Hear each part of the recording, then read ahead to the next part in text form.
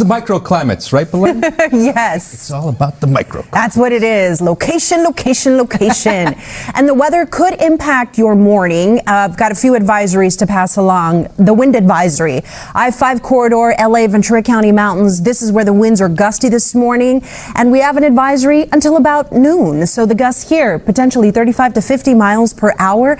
But we have those Santa Ana winds that are impacting those wind-prone areas pretty much through the rest of the week. Now, they're going to be light to moderate, so they're going to help boost our temperatures. The other thing I'm watching is dense fog at the coast. This advisory was issued around 4 in the morning, and we've been seeing those cameras at the coast. You can't see anything, so it's so hard to see. It's going to be difficult to drive in.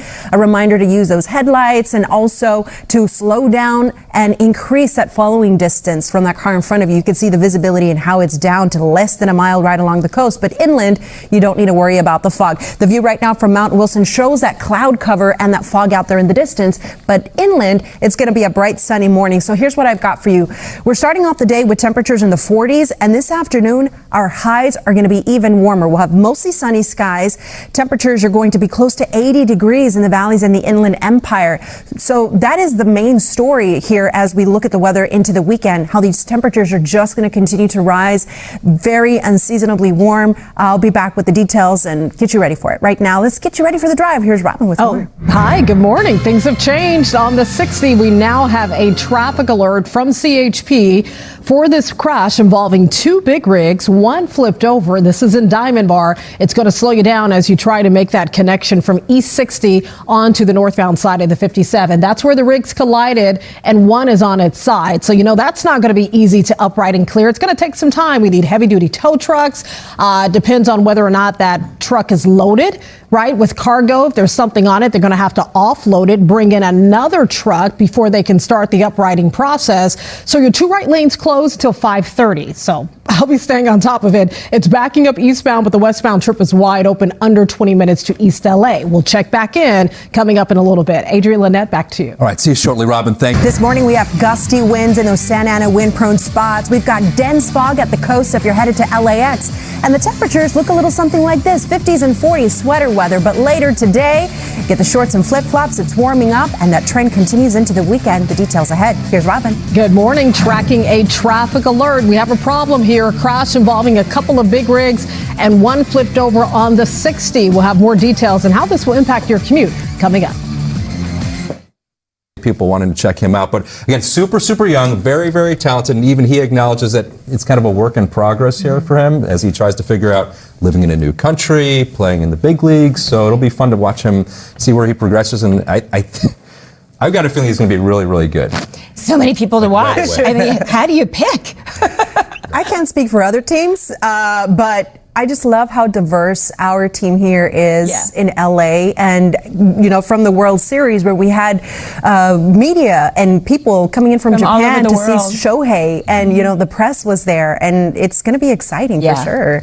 All right. And I'm counting down to that home opener. So let's get over here. I already sent all my blue to the cleaners. I am ready for the season. It kicks off March 27th. That's going to be opening day. That's just 36 days away. Can't wait to see all the new recruits and, of course, everybody that's returning. Now, the forecast for us today is starting off foggy at the coast. This is a view from San Pedro where we can usually see just the bridge out there in the distance, but the visibility is so low this morning that it could cause some big impacts to your travel. So we do have a dense fog advisory in effect for the LA County coastline. The other thing I'm tracking are those winds. We have these weak Santa Ana winds in our forecast for those typical wind-prone areas, and those are going to stay in the forecast through tomorrow. The gusts 25 to 45 miles per hour.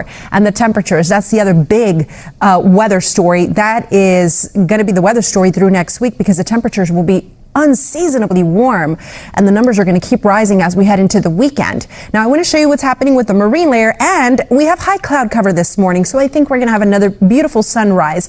Now, gradually, that marine layer clears out. We'll be able to see the sunny skies by 10 a.m. at the coastline, and notice how the rest of the day, we've got rays 4 days, really nothing that is going to cause big issues for us. We will have the marine layer return tomorrow morning and even Saturday morning, but it's going to be really shallow and mostly right along the coast. And the reason for that is because in the mountains, inland, we have these winds that are in play. So that limits the development of that marine layer spreading any farther than the coastline. But I want to show you what's happening with the winds. Here we are looking at the weather around 10 a.m. It is gusty through Santa Clarita and to the south of the Cajon Pass, even seeing some gusts reach the Santa Ana Mountains.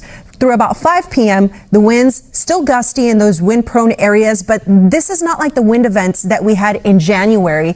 When we have these winds extend all the way into the coastline, for example, over in Orange County, and even impact communities that are wind sheltered, that's how you know you have a strong and dangerous wind event on your hands. But these winds are weak. They could cause some issues for you, of course, if you're traveling, and cause tree damage, possibly for some power outages as well. Here we are looking at the weather on Friday in the evening, and notice how by that time the winds are going to weaken.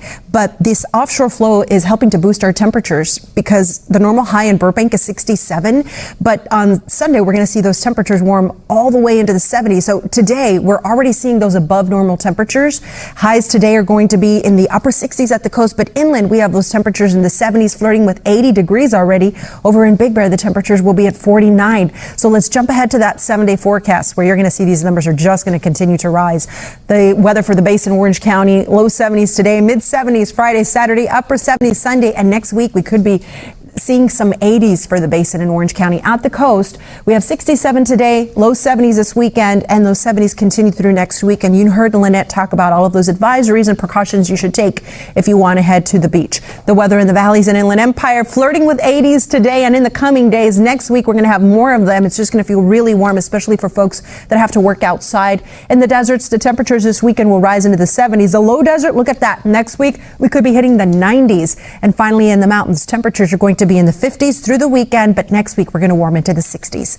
Ay, ay, ay. That's your forecast, everyone. Now here's traffic with Robin. Oh, the traffic is creeping along right now, Belen, through Diamond Bar because of a big rig crash, and one of the big rigs involved here flipped over on its side. So we have two that collided. This is in Diamond Bar. It's on the eastbound side of the 60 leading up to the North 57 connector. So you have the 3 right lanes of East 60 closed. You have the connector that takes you to North 57 closed. A traffic alert remains in place. Originally, they were saying maybe 5:30. And I was thinking, I don't think you can get a big rig uprighted and cleared out of the way in like 30, 40 minutes. So they're saying until further notice, the traffic alert will be in place. So expect delays in both directions. Westbound commuters have a view of the eastbound activity. It's starting to back up. You can continue north on the 57 and use the 71 to connect, or before you get to the 60-57 split, you can just jump off the freeway early and use surface streets. The choice is yours. We'll definitely stay on top of it. Westbound, we're still at 20 minutes, and there's a bigger backup for the eastbound side. Other freeways look great. The 210,